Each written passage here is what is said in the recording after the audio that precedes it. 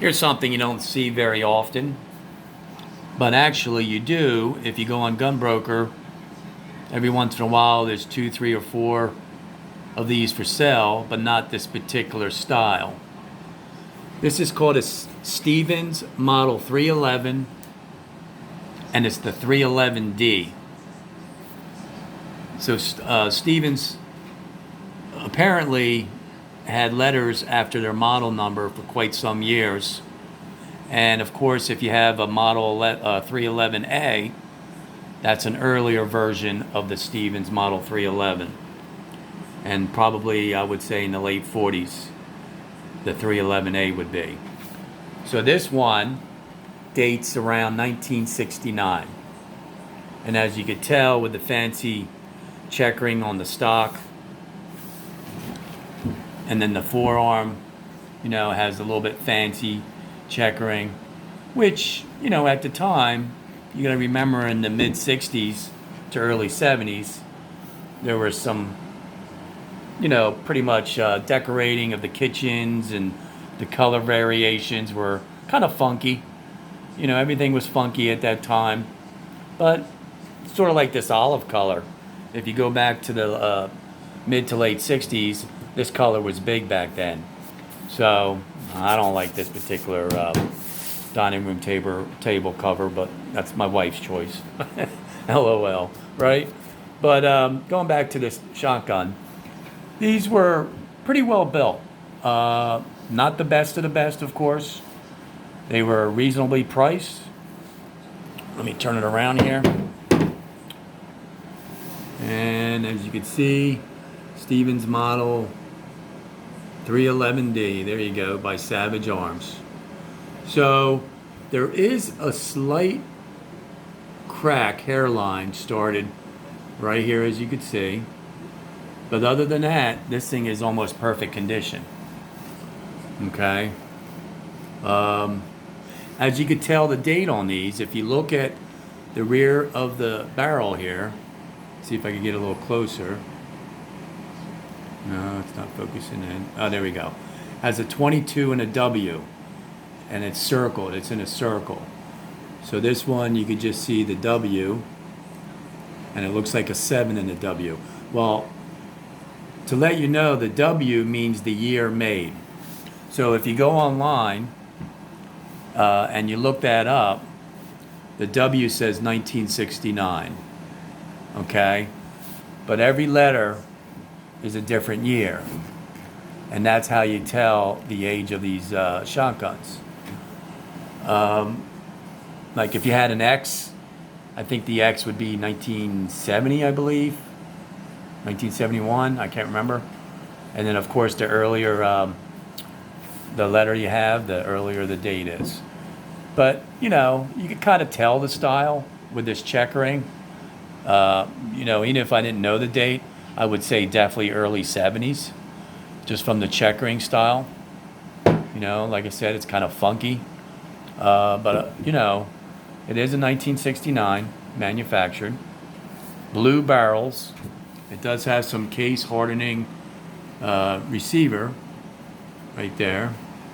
The standard trigger guard, it's not really well made, but it's okay. It's a cast. I'm sure that will break if it was hard use. Like I said, these were fairly inexpensive at the time. They're fairly heavy too. They got some weight to them. So you're talking about 8-9 pounds for this double barrel 12 gauge. Let's go up to here. But this one has not been shot that much. I mean, I would say probably less than 2 handfuls of shotgun shells. Now this was probably just a fluke, this slight crack in the stock. I don't think it was definitely not shooting it with the shotgun shells. Probably the manufacturer of this wood at the time maybe had a defect in it, and even just shooting a few shotgun shells might have rambled that up a little bit and made that stress crack. Now, this is not walnut, this is birch wood. So this birch is pretty strong, but of course it's not like oak or walnut. but it has some nice grain to it, as you can see. So it actually on this side does look like walnut, right? But I was told it was birch. Let's see the forearm here. Okay. Has some nice grain. And then you can see this is not a crack. This is actually the lines in the wood. And maybe that might eventually become a crack through the years if it's heavily used. But you can see the bottom of the receiver is nicely case hardened. I don't know if that's a real case hardened or a fake one, I'm not sure. Has a couple little scratches right there. But like I said, it really is in excellent shape for the year because these things were heavily used. Let me open it up. Oh, it's really, really tight. So, come on, focus in. There you go. Chambers are nice and clean. The barrels are super clean. Let's see if I could get a nice, they're super clean. There you go. But other than that, it's a nice shotgun. But the only thing is, boom. The only thing is I would not want to carry this thing around all day. I mean, at my age, in my late 50s, it's pretty heavy, you know?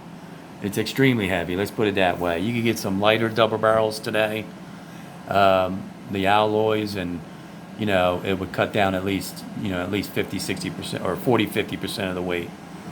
So, but this is kind of rare, like I said, because of the style and the manufacture when it was made around 1969.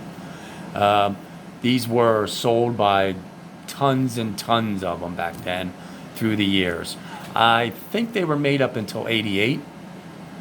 Let me know if I'm wrong or right, but I think it was 88. And I had one back in the early 80s, believe it or not. I remember I was in my early 20s, and I used to hunt pheasant with it. And I remember it was pretty heavy, but it was one of my favorite double barrels. I didn't have a lot of firearms then, but I used to love it to hunt pheasant, and I would walk around the woods with it, and, you know, I didn't care if I scratched it or whatever. And I bought it really cheap then, I think. And I used to hunt woodcock with it.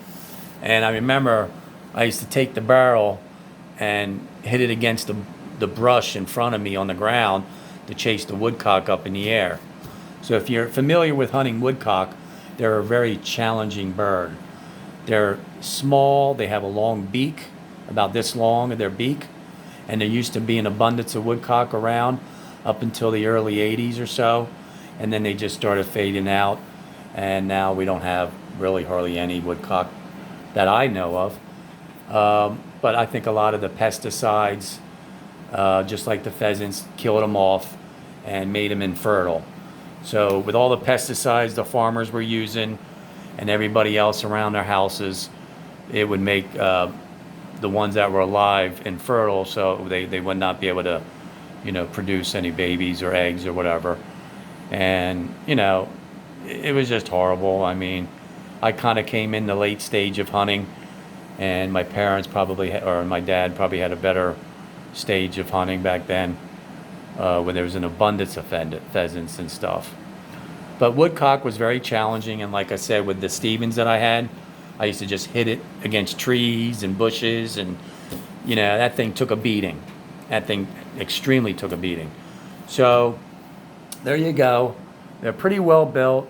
They're not the best of well built double barrels. They're heavy. They're functionable. They do a good job the way if you want to, you know, go hunting with it. That's all I could say about it. But like I said, this one's unique because of the design. You don't see too many out there that are for sale like this, and you can get them pretty reasonable. Like a shotgun like this would probably go for, well, it used to go for 150 to 250, but now with everything going up, I bet you it would probably go 350, 400 tops, and I'm talking 400 at the highest end in this condition. In this condition at reasonable, the reality, probably about three and a quarter right now. So You know, because like I said, it hasn't even really been used. I would say probably no more than 5 or 10 shotgun shells. All right. And the only thing else I could say, the wood was changed through the years. To take down this shotgun, you just pull the forearm down. You just snap it down, open up the lever for your barrels, and it just pulls apart. You know, you just snap it up and then it'll pull apart. So easy, clean, but again, it's a really, really heavy shotgun. Okay, but I just wanted to show it to you on a video because I thought, being that it's unique with this style, it's not your everyday, Stevens Model 311. So there, just look online. There's a lot of different letters after the 311 that you could see the different manufacturer, or the different dates, and go from there. So, alrighty. Hope you enjoyed this video. Hope you enjoyed the shotgun. And if you do come across and you see one really cheap for $100, I recommend buying it. I actually was going to cut this down again, and I still might. I might make this an 18.5-inch barrel and use it as a coach gun, like sort of a hammerless coach gun to cut back the weight. Because if I cut it back to here, look how much barrel that will give me less weight. And would it be a sin to cut it? Probably, because these barrels they sell them on eBay once in a while, and they go up to $200. So for a fairly inexpensive shotgun, these are getting good money for parts on eBay. I guess like a lot of parts. eBay right now is hot for gun parts.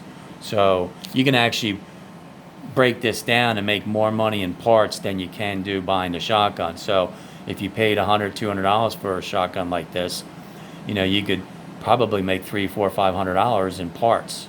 But of course you can't sell the receiver. It is illegal to sell the receiver on eBay. So be careful. Don't sell the receiver. But you could sell the stock. They get like $125 to $200 just for the rear stock. You're getting $100, $150 for the forearm, $150 to $200 for the barrel. So, and then you got all the other parts, the lever, the trigger group. So like I said, it's money to be made. But eBay's funny. eBay will shut you down in a second. They're liberals, they're Democrat, suck-ass people. They could just, I hate to say it, I don't want to say it, but fuck them. Because they're just fucking assholes. Excuse my language, but that's just the way they are. And to sell gun parts, you're not doing anything wrong, but they hate guns, they hate firearms, eBay, and they just will tear your ass apart. They actually shut down a lot of people that are selling parts for no reason at all, and to reinstate their account is like extremely hard, and they probably will never get their account reinstated. Even though they did everything legally on the rules of eBay, they just don't like you selling gun parts. So eBay sucks. It really does. Believe me, I'm familiar with it. All right? And a lot of other states sucks with these gun laws because of these Democrats. There you go. Enjoy. Hope you find a nice, decent shotgun out there. If you want to have it for a home defense, get an 18.5. Of course, it has to be legal at 18. Don't go under 18. Make sure you do everything by the law and by the book. And make sure you know your laws of your state. Take care. Be safe.